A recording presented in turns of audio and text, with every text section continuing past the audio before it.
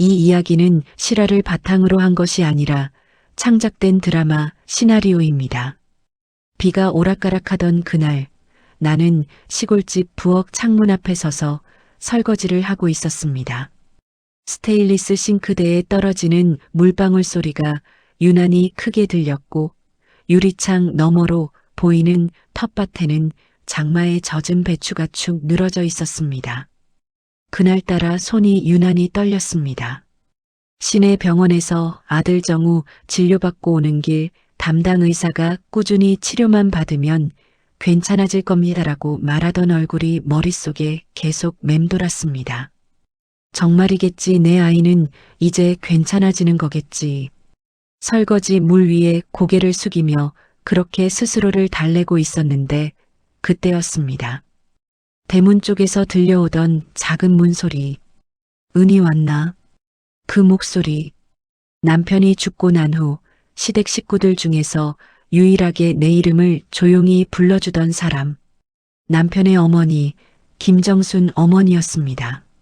나는 부엌 수건으로 손을 털며 문 밖으로 나왔습니다.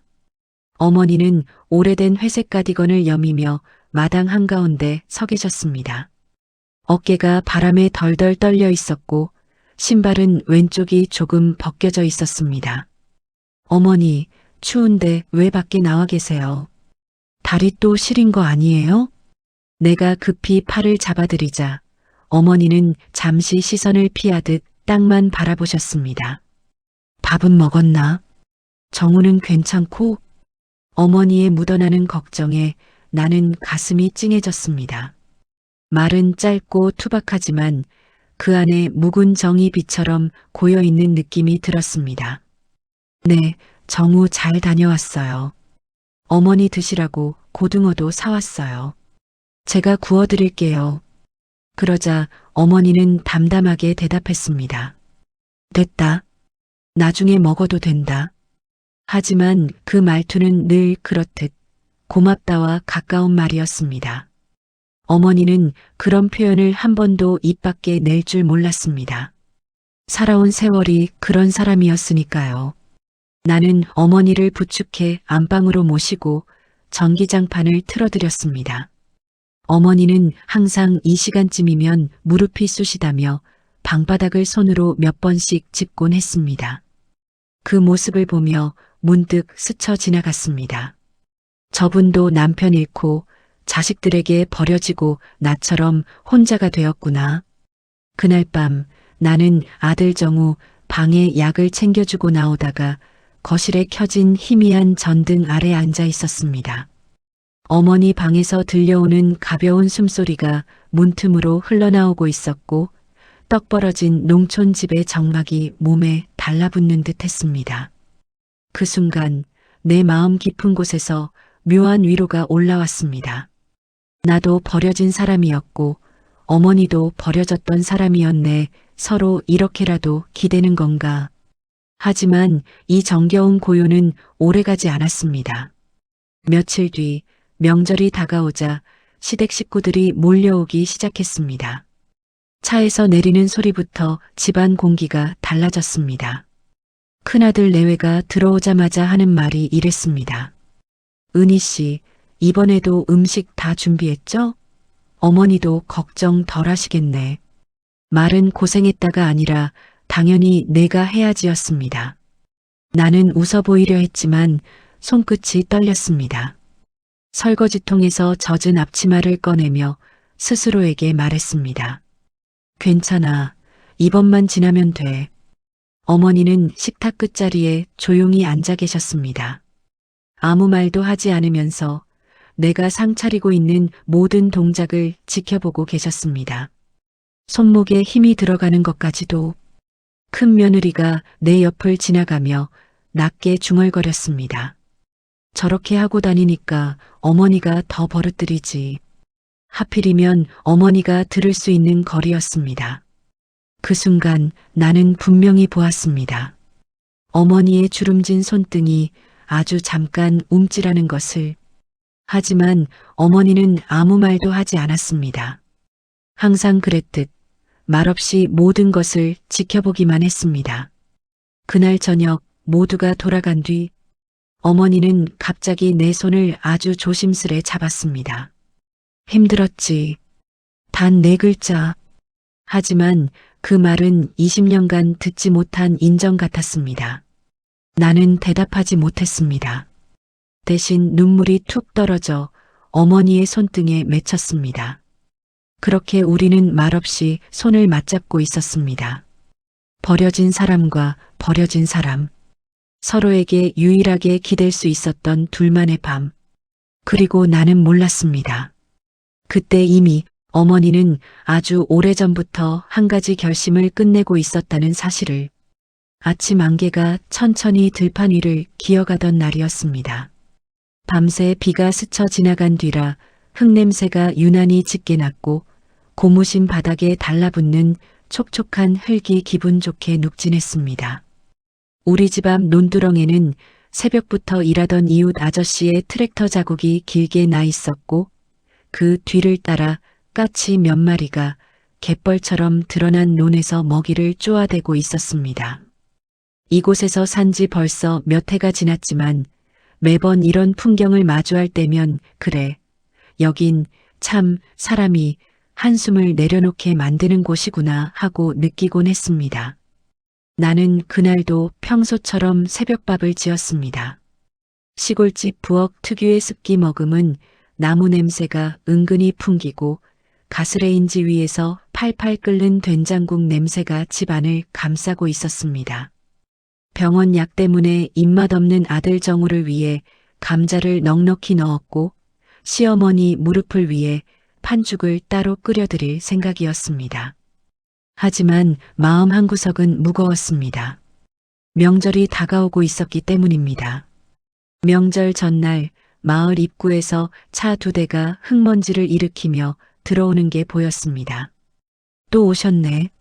나는 장독대 옆에 놓아둔 앞치마를 꺼내 입으며 깊게 숨을 들이마셨습니다. 기름 냄새, 먼지 냄새, 그리고 초겨울 바람 냄새가 한꺼번에 코를 찔렀습니다.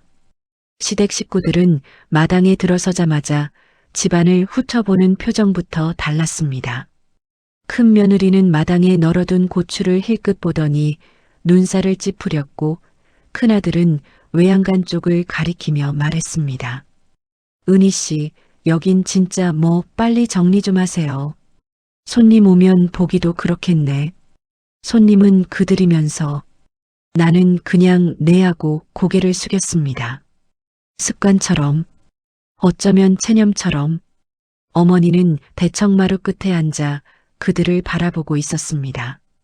바람이 불 때마다 어머니 얇은 가디건 소매가 팔뚝에 달라붙었다 떨어졌다 했습니다. 입술은 꼭 다물린 상태였고 두 손을 무릎 위에 가지런히 올려놓고 있었습니다. 그 모습은 마치 오래전부터 배운 자세처럼 나서는 사람은 되지 않겠다는 듯 조용했습니다. 안방에서 꺼내온 가을 이불을 털고 있는데 큰 며느리가 와서 툭 치듯 말했습니다. 은희 씨, 음식 준비 다 했죠? 어머니 입맛 맞추려면 이것저것 손 많이 가잖아요. 어머니도 이제 나이 많으니까 미리 해놓는 게 예의죠. 안 그래요? 그 말투는 마치 당연히 내가 해야 하는 일이라는 확신에 차 있었고 나는 어머니를 흘끗 바라보았습니다.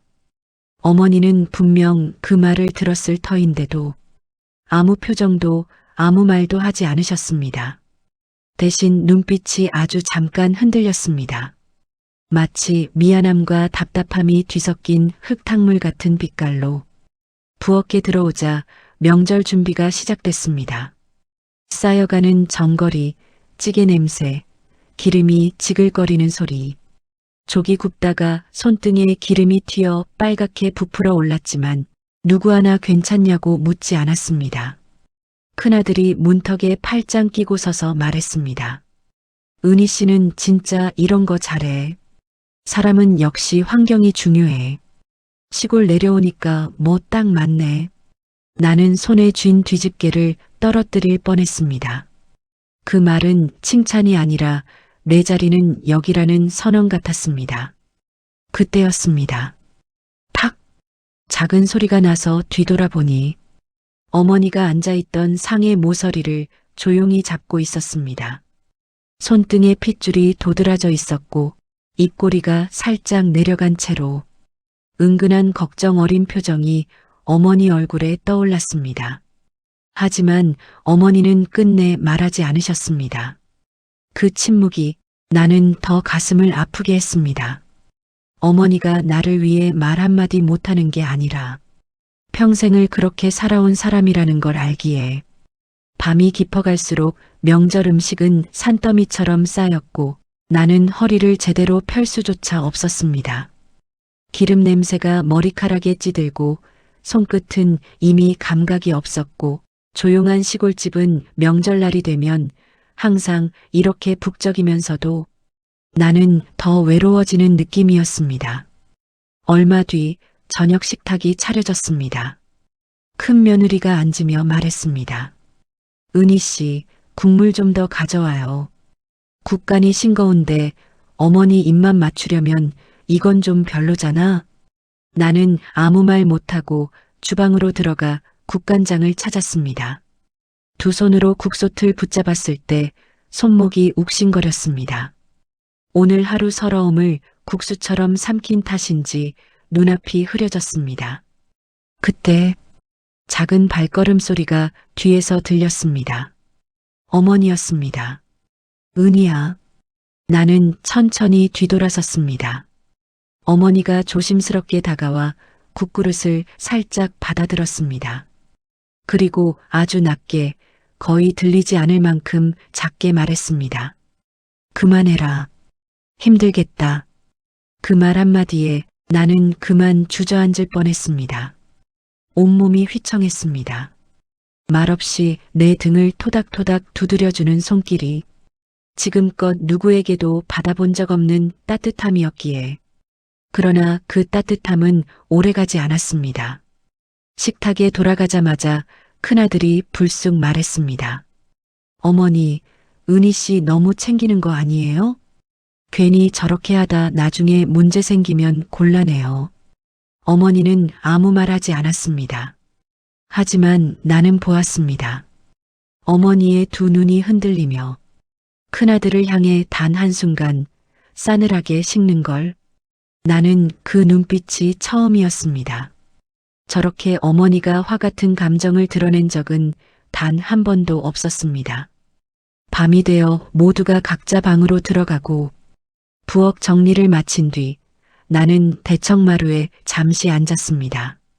밖에서는 벌레 소리가 규칙적으로 들리고 멀리서 개 짖는 소리가 메아리처럼 퍼졌습니다. 초승달이 마당의 우물뚜껑 위에 희미하게 빛을 비추고 있었습니다. 그때 어머니 방에서 문이 삐걱 열렸습니다. 어머니는 작은 걸음으로 내 쪽으로 다가오셨습니다. 손에는 낡은 메모 수첩 하나가 쥐어져 있었습니다. 세월에 구겨지고 모서리가 다른 작은 수첩. 은희야. 어머니는 처음으로 내 이름 뒤에 시도 거리감도 붙이지 않고 부르셨습니다. 나는 조용히 돌아보았습니다. 어머니는 그 수첩을 잠시 바라보다가 꼭 쥔 손을 다시 접어들고 이렇게 말했습니다. 미안하다. 오늘도 내가. 그 말은 끝까지 맺히지 못했습니다. 평생 표현해 본 적 없는 사람의 입에서 미안하다라는 말이 얼마나 어려웠을지 나는 너무 잘 알았습니다. 그러나 그 순간 나는 몰랐습니다. 어머니가 손에 쥐고 있던 그 작은 메모 수첩 속에 이미 오래전부터 쓰여 있던 한 가지 비밀이 나를 향하고 있었다는 사실을 새벽 안개가 논둑을 감싸고 있던 날이었습니다. 숨을 들이마시면 축축한 흙냄새와 오래된 볏짚 향이 함께 코끝을 스쳤습니다. 진료 때문에 시내 병원에 가야 하는 날이었지만 몸이 이상하게 무겁고 마음은 더 무거웠습니다. 어제 명절날의 일들이 머릿속에서 계속해서 떠나지 않았습니다. 큰 며느리의 비아냥, 큰아들의 차가운 눈빛, 그리고 무엇보다 말은 하지 못했지만 내가 상처받는 모습을 조용히 지켜보던 어머니의 그 눈빛. 나는 우물가에 놓아둔 양동이를 들어 물을 길었습니다. 양동이 안에서 출렁이는 차가운 물이 손가락을 타고 흐르자 정신이 조금 맑아졌습니다. 마당에는 새벽 햇살이 천천히 번지고 있었고 옆집 닭들이 어느새 날 깨우듯 울어대고 있었습니다. 시골의 하루는 도시와 달리 언제나 이렇게 느리게 그러나 묵묵하게 시작되었습니다. 은희야, 오늘 병원 가는 날 아니냐?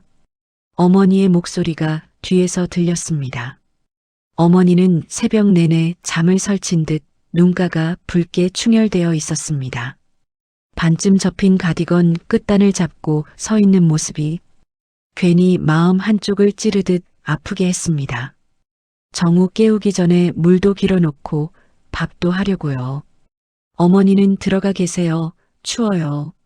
내 말을 들은 어머니는 나를 한참 바라보다가 조용히 고개를 끄덕였습니다.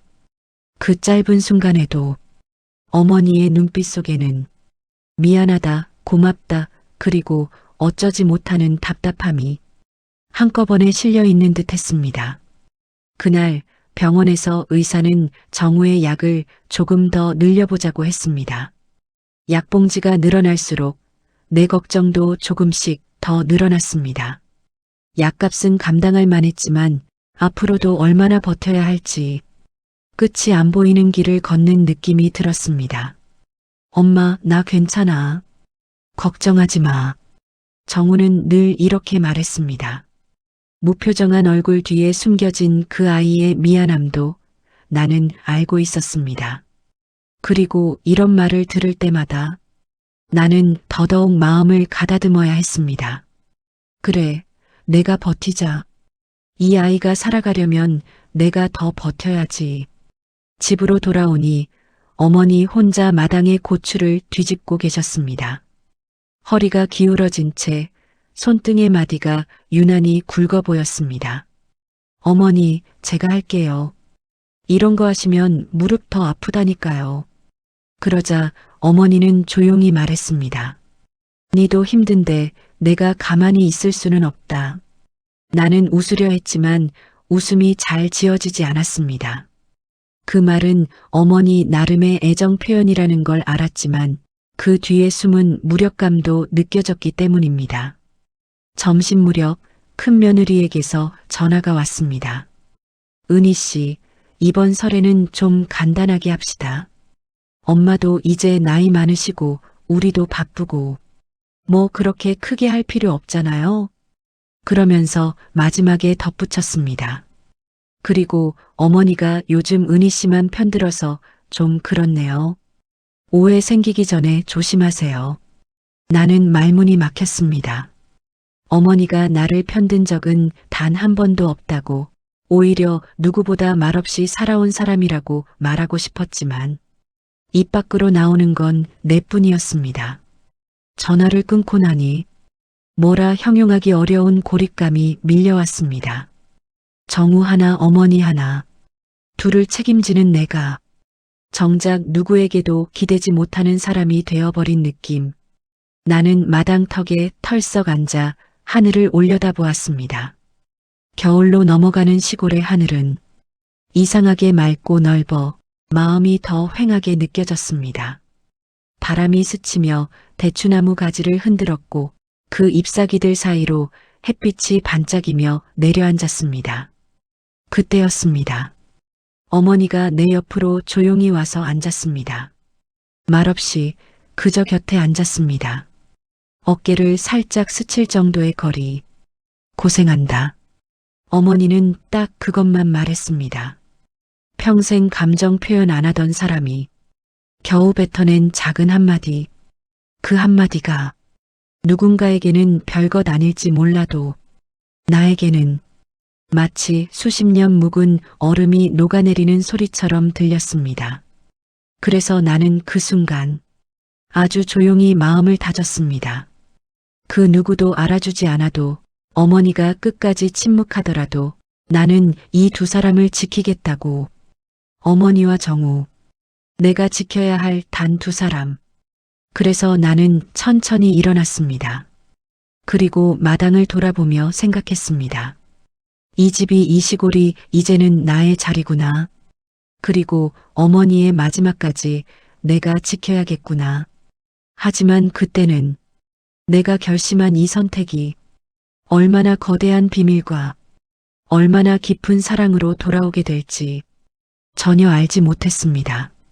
그저 버텨야 한다고만 생각했습니다.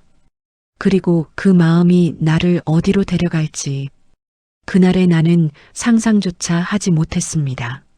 아침 공기가 유독 차갑게 느껴지던 날이었습니다. 밤새 내린 서리가 대추나무 가지 끝에 하얗게 맺혀 있었고 마당의 우물가에는 얇은 얼음이 잡혀 있었습니다.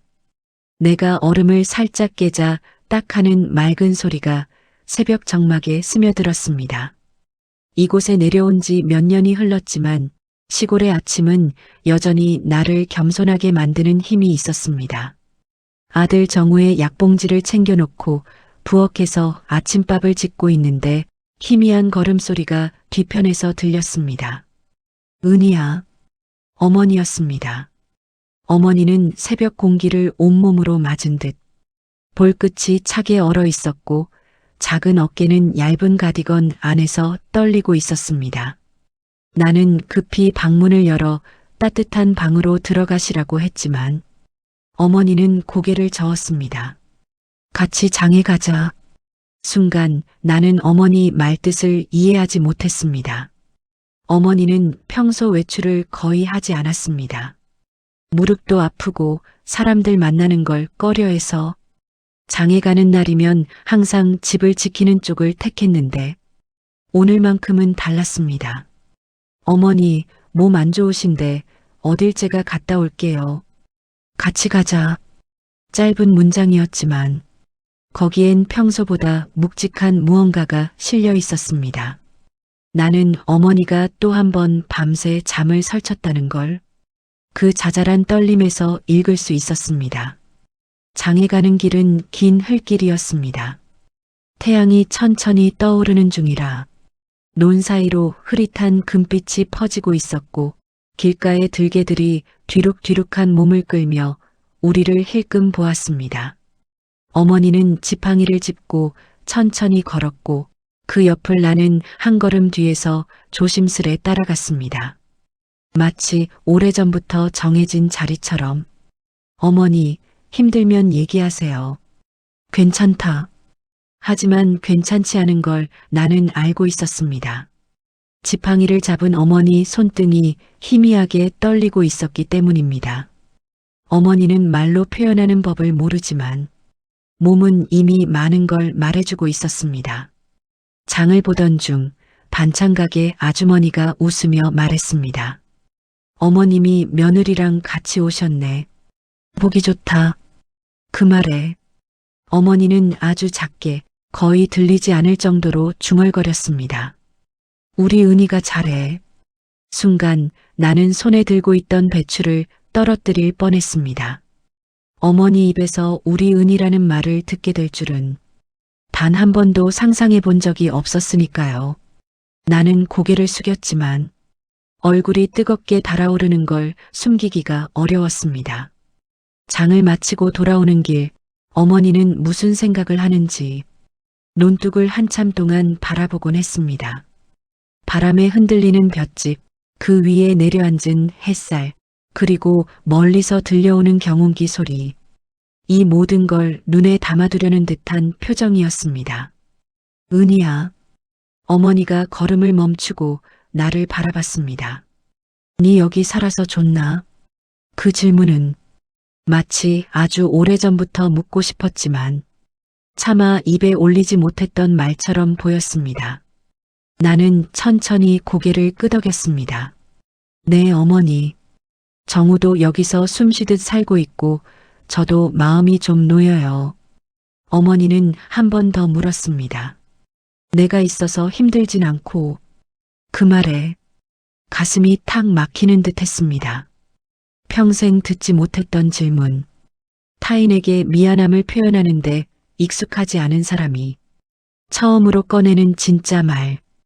어머니 때문에 힘든 게 아니라 어머니가 있어서 버텼어요. 내 말을 들은 어머니는 아주 천천히 눈을 내리깔았습니다. 그리고 오래전 잃어버린 듯한 미소를 입가에 아주 희미하게 떠올렸습니다. 그 미소는 너무 얇아서 금세 사라졌지만 내 마음에는 깊게 남았습니다. 집에 돌아오자마자 어머니는 부엌에 들어가더니 작은 나무 상자를 꺼냈습니다. 상자는 구석이 닳고 질긴 고무줄로 감아져 있었는데 아무리 봐도 쉽게 꺼내는 물건이 아니라는 걸 알 수 있었습니다. 이거 네가 둬라. 어머니, 이게 뭐예요? 어머니는 말없이 상자를 내밀고 조금 뒤로 물러섰습니다. 그 상자를 바라보는 어머니의 표정은 망설임과 결심이 뒤섞인 느낌이었습니다. 나는 잠시 숨을 고르고 조심스럽게 고무줄을 풀었습니다. 안에는 서너 장의 오래된 메모지, 몇 장의 사진, 그리고 작고 다른 메모 수첩 하나가 들어 있었습니다. 어머니는 말했습니다. 내가 오래전부터 적어 놓은 것들이 있다. 네가 필요할 때 보면 된다. 그 말은 마치 아직 열지 말라는 뜻이기도 했고 언젠가 꼭 보게 될 것이라는 예고처럼 들렸습니다. 나는 상자를 가슴에 안고 말했습니다. 어머니, 이거 제가 잘 보관할게요. 어머니는 천천히 고개를 끄덕였습니다. 그리고 그날 밤 등잔 불 아래 홀로 앉아 계시던 어머니의 뒷모습은 왠지 모르게 더 작아 보였습니다. 마치 오래 준비한 무언가를 천천히 정리해가는 사람처럼. 그때는 몰랐습니다. 어머니의 작은 변화들이 모두 한 방향을 향하고 있었다는 걸. 그리고 어느 순간 그 방향의 끝이 나에게 이어져 있었다는 것도. 초겨울 바람이 유난히 매서웠던 날이었습니다. 밤새 비가 내려 마당에 고인 무릉덩이가 얼음막을 얇게 뒤집어 쓰고 있었고 대추나무 가지 끝에는 서리꽃이 하얗게 피어 있었습니다. 아침부터 기운이 좋지 않은 듯한 어머니는 한 손으로 가슴께를 짚었다가 다시 아무렇지 않은 척 지팡이를 들었습니다. 나는 그런 어머니의 모습을 보며 마음이 조마조마했습니다. 어머니, 오늘은 일하지 말고 방에서 쉬세요. 제가 다 할게요. 됐다. 몸도 굳어지는데 가만히 있으면 더 시리다. 어머니는 늘 그랬습니다. 아픈 기색을 보이면 누가 걱정할까봐, 힘들다는 말을 하면 부담 줄까봐. 평생 그렇게 말없이 참고 살아온 사람. 그런데 오늘따라 어머니 걸음이 평소보다 절반은 느리고 숨이 가쁘게 올라오는 게 눈에 보였습니다. 정후 약 타러 시내 병원에 다녀온 후 나는 부엌에서 저녁거리를 준비하고 있었습니다. 가습을 위해서 고등어가 지글거리고 된장찌개는 뽀글거리며 끓어오르고 있었습니다. 그때였습니다. 문 밖에서 갑자기 큰 소리가 났습니다. 할머니, 할머니. 내가 뛰어나가 보니 어머니가 마당 한복판에서 지팡이를 떨어뜨린 채 왼쪽으로 천천히 기울어지고 있었습니다. 얼음장 같은 바람 속에서 어머니의 볼은 더욱 파랗게 질려 있었고 두 눈은 초점 없이 떠 있었습니다. 어머니, 어머니 제발. 나는 급히 어머니를 부축해 안방으로 모셨습니다. 어머니의 손등은 얼음 조각처럼 차가웠고 입술은 바짝 말라 있었습니다. 은희야. 힘든 숨 사이로 파고들 듯한 작은 목소리. 나는 손에 약을 쥐고 물을 떠오며 떨리는 목소리로 말했습니다. 어머니, 병원 가야 해요. 이러다가. 하지만 어머니는 고개를 아주 천천히 저었습니다. 가지 말자. 병원 가면 뭐하냐? 나 이제 다 봤다. 그 말에서 알 수 없는 묵직함이 느껴졌습니다. 마치 오래전부터 준비해둔 마음 같았습니다. 그날 밤 늦게 시내에서 큰아들과 딸이 도착했습니다. 그들은 들어오자마자 어머니 상태를 확인하기보다 먼저 서로를 보고 툭 내뱉는 말부터 시작했습니다. 어머니 예전부터 이랬다며 왜 말을 안 해? 병원비 많이 나오면 어떡해? 오빠, 일단 상황 좀 보고 결정하자고. 어머니는 이 소리를 부엌에서 들으며 잠시 눈을 감았습니다. 그 표정은 서운함도 원망도 아니었습니다. 그저 오래전부터 예감해온 일을 다시 확인하는 듯한 얼굴, 기대하지 않았던 만큼 더 씁쓸해지는 표정. 나는 큰아들에게 말했습니다. 병원은 가야 합니다. 어머니 숨이 너무 가빠요. 그러자 큰아들은 바로 계산부터 했습니다. 지금 간다고 달라지겠어? 어머니도 연세 많으시고 치료비가 많이 나올 텐데. 일단 쉬게 하고 상황 좀 지켜보자고. 배고픈데 뭐 먹을 거 좀 줘. 그 순간이었습니다.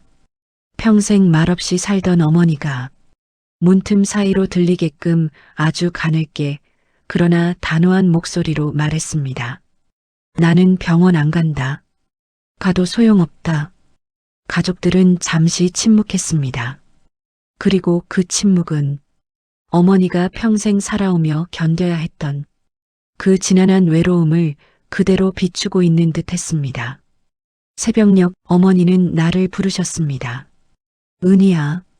등잔불만 켜진 안방은 노란빛이 은은하게 어머니 얼굴을 비추고 있었습니다. 그 빛 아래에서 어머니는 언젠가보다 더 작고 약해 보였습니다.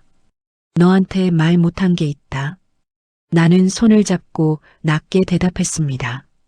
말씀하세요, 어머니.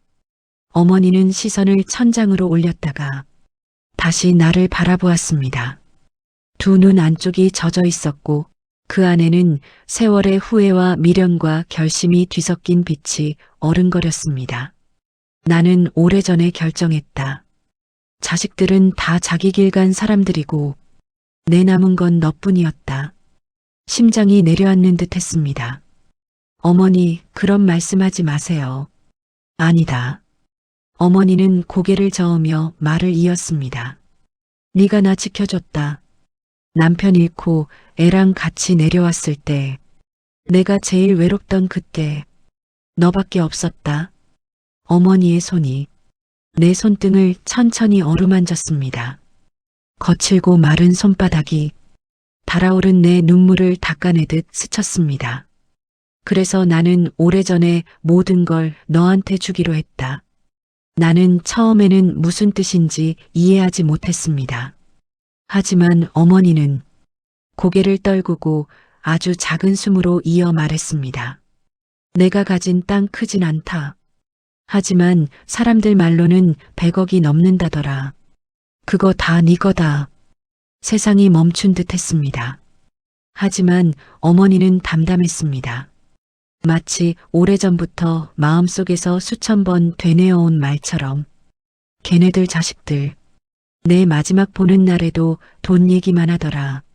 나는 그거 보려고 지금까지 말 안 했다. 누가 내 사람인지 끝까지 보려고. 나는 눈물이 쏟아져 내리는 걸 멈출 수 없었습니다. 어머니의 손은 이미 힘이 빠져서 가볍게 내 손 위에 얹혀 있을 뿐이었습니다. 어머니, 왜 저예요? 그 질문에 어머니는 아주 아름답고 울컥하게 진심이 담긴 말을 남겼습니다. 너만 날 사람처럼 대해줬다. 날 따뜻하게 오래도록 옆에서 보살펴줬다. 정말 고맙다. 그동안 힘들었을 텐데 고생 많이 했다. 나 가거든. 편히 살아라. 그리고 그 말은 어머니가 내게 남긴 마지막 선물처럼 방 안의 등잔불과 함께 오래도록 떨리고 있었습니다. 그날 새벽 어머니의 숨이 점점 옅어지기 시작했습니다. 나는 할 수 있는 모든 기도를 마음속으로 외우며 어머니 손을 붙잡았습니다. 어머니, 제가 있어요. 여기 있어요. 어머니는 마지막까지 내 손을 꼭 쥐고 있었고 아주 오래, 아주 천천히 눈을 감았습니다. 그 순간 이 세상 어딘가에서 작고 선한 영혼 하나가 조용히 떠나간 듯 했습니다. 그리고 나는 몰랐습니다. 어머니의 그 마지막 결심이 앞으로 우리 가족을 서로 전혀 다른 길로 이끌게 될 것이라는 것을. 어머니가 눈을 감던 새벽 방 안에는 등잔불 흔들리는 소리 외엔 아무 기척도 없었습니다. 나는 한동안 어머니의 손을 놓지 못한 채 엉엉 울지도 못하고 목소리도 내지 못한 채 그저 내 심장이 천천히 가라앉는 느낌만 견뎌야 했습니다. 어머니의 손은 이미 식어가고 있었지만 그 손등에 남아있던 따뜻함이 내 가슴까지 깊게 남아 있었습니다. 평생 표현 한번 제대로 하지 못했던 사람의 마지막 순간의 온기, 그 온기가 내 두 손 사이에서 사라져가는 걸 지켜보는 건 말로 다 할 수 없는 고통이었습니다. 정우가 울먹이며 물었습니다. 엄마 할머니 정말? 나는 아이를 끌어안고 괜찮다, 괜찮아 라고 했지만 괜찮은 건 아무것도 없었습니다. 어머니가 눈을 감은 지 한두 시간이 지나지 않아 시댁 가족들이 하나둘 도착했습니다. 나는 그들에게 어머니의 마지막 모습을 보여드리며 조용히 말했다. 어머니 가셨어요. 하지만 돌아온 반응은 내 예상보다 훨씬 차갑고 계산적이었습니다. 큰 며느리는 문턱에 서서 다소 짜증 섞인 톤으로 말했습니다. 아이고, 갑자기 왜 이렇게 또 일 생기게 생겼네. 작은 딸은 얼굴을 살짝 찡그리며 중얼거렸습니다. 이 시골까지 오느라 죽는 줄 알았다.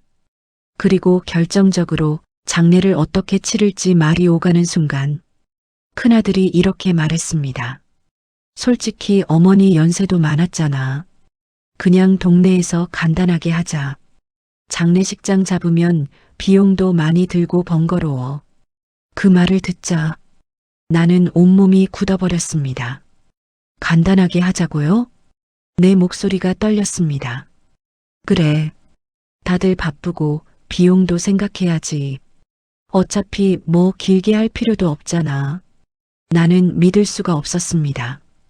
평생 가족에게 기대도 못하고 욕심 한번 부리지 않았던 어머니의 마지막 길인데 그 길마저 이렇게 가볍게 마치 귀찮은 일을 빨리 끝내버리자는 듯이 말을 하다니 나는 참아왔던 감정이 폭발할 듯 입술을 깨물었습니다. 어머니의 마지막이에요. 그래도 정성껏 모셔드려야 하지 않나요? 그러자 큰 며느리가 비웃음을 섞어 말했습니다. 정성? 은희 씨, 너무 감정적으로 굴지 말아요. 어머니는 그런 거 바라시는 분도 아니었고 그 순간이었습니다. 정우가 갑자기 큰 소리로 외쳤습니다. 할머니는 엄마가 좋아하는 거 다 알았어요. 왜 아무도 할머니 생각을 안 해요? 모두가 잠시 멈칫했습니다. 나는 눈물을 삼키며 정우의 어깨를 감싸 안았습니다. 장례 준비는 예상대로 절반 이상이 나에게 넘어왔습니다. 시댁 식구들은 비용 문제를 이유로 장례식장을 잡는 걸 반대했고 결국 나는 작은 읍내 장례식장 중 가장 조용한 곳을 예약했습니다. 은희 씨 부담되면 그냥 마을회관에서 해도 되는데 큰아들이 말했습니다. 나는 조용히 대답했습니다. 부담 안 됩니다. 제가 합니다. 사실 부담은 컸습니다. 돈도 마음도. 하지만 그보다 더 큰 부담은 어머니의 마지막 가는 길을 지켜드리고 싶다는 마음이었습니다. 장례식장은 작고 오래된 공간이었지만 내겐 충분했습니다. 어머니가 살아오신 삶처럼 소박하고 조용한 곳이었으니까요. 빈소가 차려지자 나는 어머니 사진 앞에서 한참을 서 있었습니다. 사진 속 어머니는 언제나처럼 무표정했지만 그 무표정 안에 숨겨진 진심을 이제는 나는 읽을 수 있었습니다. 어머니, 제가 잘 해드릴게요. 하지만 시댁 식구들은 빈소에 들어오자마자 또다시 불평을 늘어놓았습니다. 사진이 너무 오래된 거 아니야? 밥은 왜 이렇게 간단해? 장례식장인데 이게 뭐야? 굳이 이렇게까지 할 필요가 있었나? 그 말들을 들으며 내 심장이 천천히 무너져 내렸습니다. 어머니가 평생 받아왔을 그 알 수 없는 외로움과 무시는 죽음 앞에서도 사라지지 않는다는 걸 그제야 뼈저리게 깨달았습니다. 하지만 나는 흔들리지 않기로 했습니다. 어머니가 내 손을 잡고 말했던 그 마지막 순간, 너만 날 사람처럼 대해줬다. 그 말이 지금의 나를 버티게 하는 유일한 힘이었습니다. 나는 빈소 한쪽에서 어머니 영정 사진을 바라보며 조용히 혼잣말했습니다. 어머니, 제가 끝까지 지켜드릴게요. 어머니가 외롭지 않게 마지막만큼은 꼭. 그리고 나는 몰랐습니다. 이 장례식장에서 벌어질 더 큰 사건이 우리 가족의 민낯을 완전히 드러내게 될 거라는 것을. 장례 마지막 날 밤 빈소는 하루 종일 오가는 사람들로 휑하게 느껴졌지만 해가 완전히 지고 나자 마치 세상에 나와 정우만 남은 듯 적막했습니다. 하얀 국화꽃 냄새와 약한 향 냄새가 빈소 전체를 감싸고 있었고 천장 조명은 오래 울고 난 눈처럼 흐릿했습니다. 나는 의자에 앉아 있었지만 몸이 아니라 영혼만 둥둥 떠다니는 기분이 들었습니다. 정우가 조심스럽게 다가와 묻습니다. 엄마 조금만 쉬어요. 할머니도 그러길 바라실 거예요. 나는 아이의 손을 살짝 쥐었습니다. 괜찮아. 조금만 있다가 그 순간 앞쪽에서 작은 소리가 들렸습니다. 어머니 영정 앞에 놓인 향이 다 탔는지 작은 재가 바닥으로 떨어졌습니다. 나는 그 재를 바라보다가 문득 생각났습니다. 어머니가 주었던 상자. 네가 필요할 때 보면 된다. 마지막 순간 어머니 눈 속에 숨어있던 무거운 의미. 나는 빈소 뒤편에 놓아둔 작은 가방을 열었습니다. 그 안에 조심스레 넣어둔 낡은 나무 상자를 꺼내 들었습니다. 손끝이 떨렸습니다. 상자를 손바닥 위에 올리고 앉자 어머니와 함께했던 20년의 시간이 파도처럼 밀려왔습니다. 그 속에 녹아있던 서러움, 감사함, 외로움, 그리고 서로 말하지 못했던 마음들이 한 번에 터져 나오는 듯 했습니다. 나는 숨을 깊게 들이마시고 고무줄을 풀었습니다. 상자 안에는 오래된 메모들, 몇 장의 사진, 그리고 한 장의 봉투가 있었습니다. 봉투 겉면에는 삐뚤빼뚤한 손글씨로 이렇게 적혀 있었습니다. 은희에게. 나는 봉투를 두 손으로 감싸 쥐었습니다. 그 순간 빈소 문이 열리며 몇몇 시댁 식구들이 들어왔습니다. 뭘 그렇게 보고 있어요? 큰 며느리가 물었습니다. 목소리에는 피로와 짜증이 섞여 있었습니다. 나는 잠시 머뭇거리다가 조용히 대답했습니다. 어머니 유품이에요. 그러자 큰아들이 빠르게 다가왔습니다. 유품? 그거 우리도 봐야지. 어머니가 뭘 남겨놓으셨는지 알아야 할 거 아냐. 나는 상자를 본능적으로 가슴에 끌어안았습니다. 그러자 그의 목소리는 더욱 날카로워졌습니다. 왜 숨기려고 그래? 혹시 뭔가 우리가 모르는 게 있는 거야? 그 말투는 의심 가득했고 마치 내가 뭔가를 훔쳐 숨긴 사람처럼 몰아가는 느낌이었습니다. 숨긴 게 아니에요. 나는 떨리는 목소리로 말했습니다. 어머니가 저에게 주신 거예요. 그러자 작은 딸이 비웃으며 말했습니다. 당연히 우리도 봐야죠. 어머니가 뭐 남겼는지 며느리가 혼자 볼 권리는 없잖아요. 그때 정우가 앞으로 나섰습니다. 할머니가 엄마한테 주라고 했어요. 할머니가 직접 그랬어요. 순간 빈소 안이 조용해졌습니다. 나는 정우의 어깨를 감싸 안았습니다. 그리고 천천히 봉투를 열었습니다. 봉투 안에는 노랗게 바른 편지 한 장이 들어 있었습니다. 종이 끝은 닳아 있었고 어머니의 마른 손이 수없이 접었다 펴기를 반복했을 흔적이 남아 있었습니다.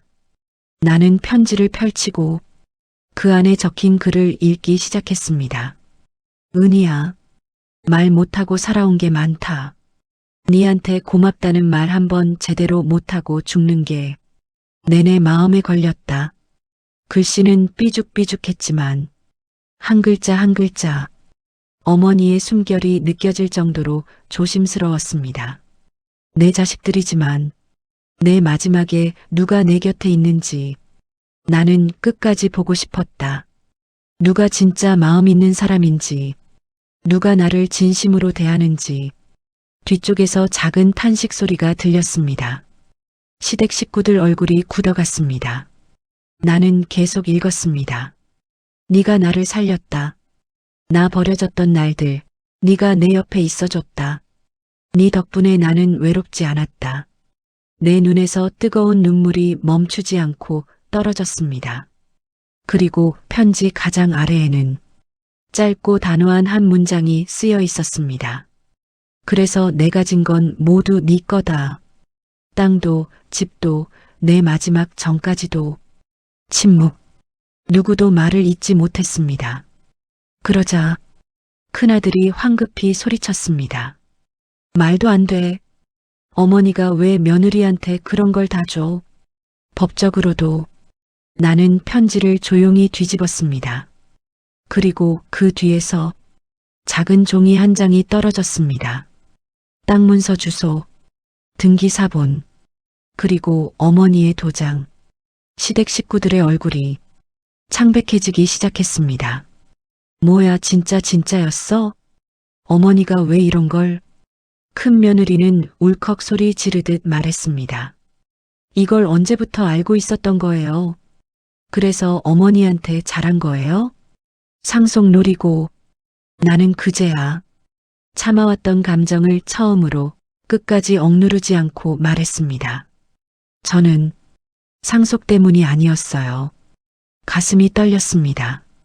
어머니가 너무 외로워 보여서 저도 외로웠고 서로 기대면서 살았을 뿐이에요. 큰아들은 분노에 찬 표정으로 말했습니다. 아무리 그래도 100억짜리 땅을 며느리한테 주는 게 말이 돼. 나는 고개를 돌려 어머니 영정 사진을 바라보았습니다. 사진 속 어머니는 평생처럼 무표정했지만 이제는 그 무표정 뒤에 있는 마음을 나는 너무나 잘 알고 있었습니다.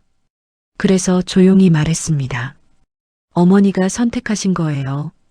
누구에게도 강요받지 않고 어머니가 평생 인정받지 못했던 사랑을 저한테 주신 거예요. 그 말이 끝나자 정우가 내 손을 꼭 잡았습니다.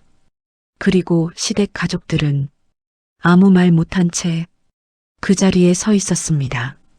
후회와 분노와 충격이 뒤섞인 얼굴로 그들의 표정이 말하고 있었습니다. 어머니가 평생 말없이 지켜본 것이 무엇이었는지, 그리고 지금 그 대가가 누구에게 돌아갔는지. 나는 눈물 속에서 편지 끝 문장을 다시 바라보았습니다. 니만 나를 사람처럼 대해줬다. 그리고 그 순간 나는 깨달았습니다. 이 장례식의 마지막 날, 이 편지 한 장이 우리 가족의 모든 이야기를 마침내 하나의 진실로 완성하고 있었다는 것을. 장례 마지막 날 아침, 빈소 문턱에는 밤새 떨어진 향재가 아직 미처 치워지지 않은 채 남아 있었습니다.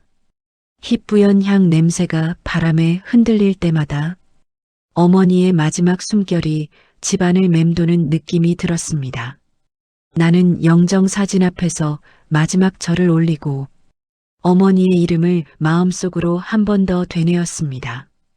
어머니 부디 잘 가세요. 이제 편안하세요. 정우가 내 옆에서 조심스레 따라 절을 했습니다. 아이의 눈가에도 잔잔한 붉은 기운이 남아 있었지만 그 얼굴엔 더 이상 두려움이 아닌 단단함이 자리 잡고 있었습니다. 장례를 마치자마자 시댁 가족들은 뭔가를 기다렸다는 듯 빈소 뒤편 작은 방으로 모였습니다. 그리고 그들은 거의 동시에 나를 불렀습니다. 은희 씨, 잠깐 얘기 좀 해요. 그 목소리는 지난밤 편지를 읽은 이후 내내 얼어붙어 있던 그 표정 그대로였습니다. 불안, 충격, 불신이 뒤섞인 눈빛. 나는 걸음을 옮겼고 방 안으로 들어섰습니다. 큰아들이 먼저 말했습니다. 그 딱 말이야. 어머니가 잘못 판단하신 것 같아. 연세 드신 분이니까 판단력이 흐려졌을 수도 있고, 작은 딸이 바로 이어 말했습니다. 그래, 우리도 엄마한테 잘하진 못했지만, 그래도 우리도 자식이잖아. 며느리한테 100억을 주는 게 말이 되냐고. 그들의 말에는 돌이나 진심 같은 것은 한 톨도 들어있지 않았습니다. 단지 후회, 실수, 잃어버린 기회에 대한 두려움이 그들의 말투와 표정에 그대로 묻어 있을 뿐이었습니다. 나는 조용히 대답했습니다. 어머니가 직접 하신 선택이에요. 그러자 큰 며느리가 갑자기 목소리를 높였습니다. 그 선택이 잘못됐다고. 어머니가 며느리 하나만 믿었겠냐고. 그냥 감정적으로 흔들려서. 나는 그 소리에 뒤돌아 어머니 영정 사진이 놓여 있는 빈소 방향을 바라보았습니다. 그리고 아주 조용히 그러나 단단하게 말했습니다. 어머니가 감정적으로 흔들리신 적 단 한 번이라도 있었나요? 모두가 잠시 말을 잃었습니다. 나는 다시 말했습니다. 어머니는 평생 말없이 참고 평생 표현하지 못하고 사신 분이에요. 그런 분이 마지막 순간까지 손을 떨면서 적어내려간 그 편지는 가볍지 않았어요. 정적이 흘렀습니다. 시댁 식구들의 입술이 말라붙어 아무 말도 잇지 못했습니다. 그 침묵 속에서 나는 마지막 문장을 덧붙였습니다. 어머니가 누구를 믿었는지, 누구를 가족으로 생각했는지, 그게 전부 담겨 있었어요. 방 안의 공기는 뚝 떨어질 듯 무거워졌고 시댁 식구들은 각자 다른 표정을 지었습니다. 분노, 후회, 허탈, 그리고 깊은 좌절. 하지만 그 누구도 더 이상 나를 향해 아무 말도 하지 못했습니다. 며칠 후 어머니의 장례가 끝난 뒤 집으로 돌아온 나는 마당 한가운데에 놓인 장독대 위에 떨어진 나뭇잎을 하나씩 치웠습니다. 겨울바람이 옷깃을 파고들었지만 어머니가 남긴 편지의 잔향은 아직 내 가슴 위에서 따뜻하게 버티고 있었습니다. 그때 정우가 다가와 말했습니다. 엄마, 우리 이제 어떡해?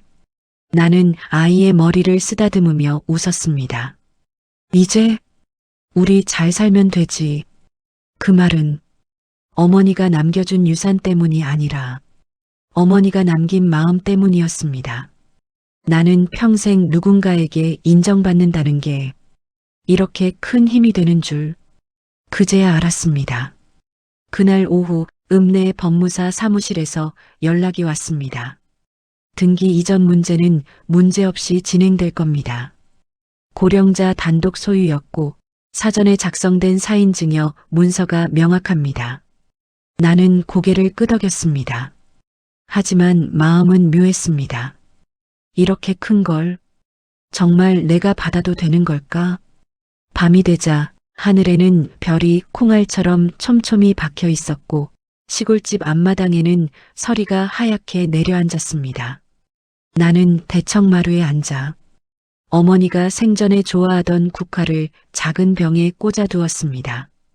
그리고 혼잣말처럼 말했다. 어머니, 저희 잘 살게요. 정우도 건강하게 키울게요. 어머니가 그렇게 보고 싶어 하던 행복한 집 만들게요. 그로부터 몇 달 후 시댁 식구들은 가끔 전화를 걸어왔습니다. 하지만 내용은 늘 비슷했습니다. 은희 씨 혹시 땅 나눠서 사용할 생각은 없는지, 우리도 어려운데 조금만 양보하면 안 돼? 어머니가 원래 그런 분이 아니셨잖아. 나는 조용히 말했습니다. 어머니 뜻 그대로 지킬 거예요. 그러면 그들은 할 말을 잃고 끝내 통화를 끊었습니다. 시간이 지나면서 그들의 목소리는 점점 절박해졌고 점점 후회로 가득 찼습니다. 그 뒤로 시댁 식구들과는 거의 왕래가 끊겼습니다. 그들이 원해서 멀어진 길이었고 그들이 선택한 결과였습니다. 그런데 이상하게도 시골집에서의 삶은 어머니가 떠난 뒤 더 따뜻해졌습니다. 정우는 시골 학교에서 활짝 웃기 시작했고 나는 어머니가 남긴 텃밭을 가꾸며 작은 평온을 느끼기 시작했습니다. 봄이 되자 대추나무에는 새순이 돋았고 논두렁 걷는 아침마다 바람이 어머니의 손길처럼 부드럽게 느껴졌습니다. 집 마루에 앉아 따끈한 커피를 들고 바라보는 풍경은 그저 평범했지만 어머니가 남긴 말처럼 나를 사람으로 만들어주는 풍요가 그 안에 있었습니다. 나는 혼잣말했습니다. 어머니, 저 이제 괜찮아요. 정우가 마루 위로 뛰어나오며 외쳤습니다. 엄마, 빨리 와봐요. 대추나무에 새순 났어요. 나는 웃으며 자리에서 일어났습니다. 햇살이 내 앞에 따뜻하게 쏟아졌고 그 속에서 나는 지금까지 경험해보지 못한 새로운 삶의 시작을 느낄 수 있었습니다. 그리고 그 순간 나는 어머니가 남기고 간 유산의 진짜 의미를 마침내 이해했습니다. 그것은 돈도 땅도 아니었습니다. 누군가에게 인정받았다는 평생의 결핍이 채워지는 순간, 이제는 사랑받을 자격이 있다는 믿음, 그리고 새로운 삶을 다시 시작할 수 있는 용기. 나는 대추나무를 바라보며 입술을 떨며 중얼거렸습니다. 어머니 고맙습니다. 정말 고맙습니다. 시골 바람이 대답하듯 조용히 나뭇가지를 흔들었습니다. 그리고 그 흔들림 속에서 나는 아주 선명한 확신을 느꼈습니다. 이제 우리의 삶은 다시 시작됩니다. 어머니가 떠나신 뒤에도 그분의 손길은 바람이 되어 우리 마당을 스쳐 지나갑니다.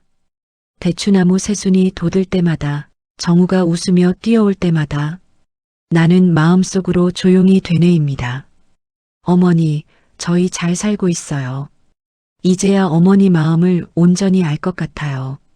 가난했던 시간도, 외로웠던 순간도, 누구에게도 말하지 못했던 서러운 마음들도 어머니가 남긴 사랑 위에서 조금씩 풀리고 조금씩 따뜻해지고 있습니다.